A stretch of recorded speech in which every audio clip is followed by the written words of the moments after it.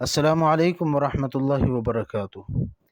جس طرح یہ بات آپ سب کو معلوم ہے کہ پاکستان کے اندر اس وقت بارشوں کی صورتحال ہے اور مختلف جگہوں پر سیلاب کی صورتحال ہے، تو اس حوالے سے بھی لیکچرر عربک کے انٹرویو کے دوران اس طرح کے سوالات کیے جا سکتے ہیں کہ آپ کو کوئی جملے دیے جائیں اور ان جملوں کی عربی بنانی ہو۔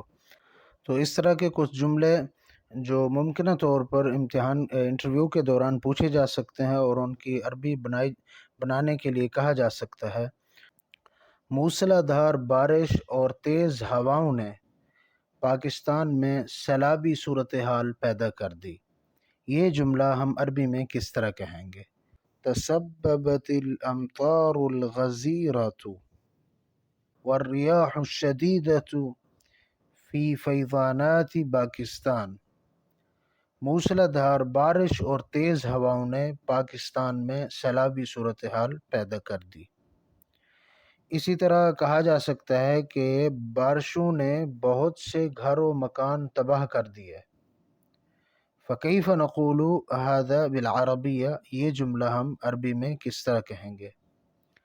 ادت الامطار الى تشرید عدد کبیر من سکان المنازل۔ بارشوں نے بہت سارے گھر و مکان تباہ کر دیے۔ ادت الامطار الى تشرید عدد کبیر من سکان المنازل۔ ملک کے مختلف حصوں میں مختلف شدت کی بارش ہوئی ہے۔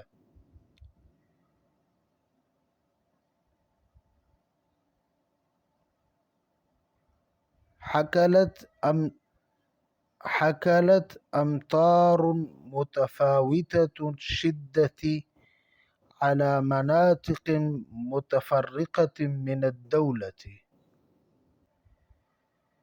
اسی طرح یہ جملہ کہ سینکڑوں افراد پاکستان میں سیلاب کی وجہ سے لقمہ اجل بن گئے، یا سینکڑوں افراد پاکستان میں سیلاب کی وجہ سے جاں بحق ہو گئے۔ اس طرح کا جملہ جو ہے اسے عربی میں کس طرح کہیں گے؟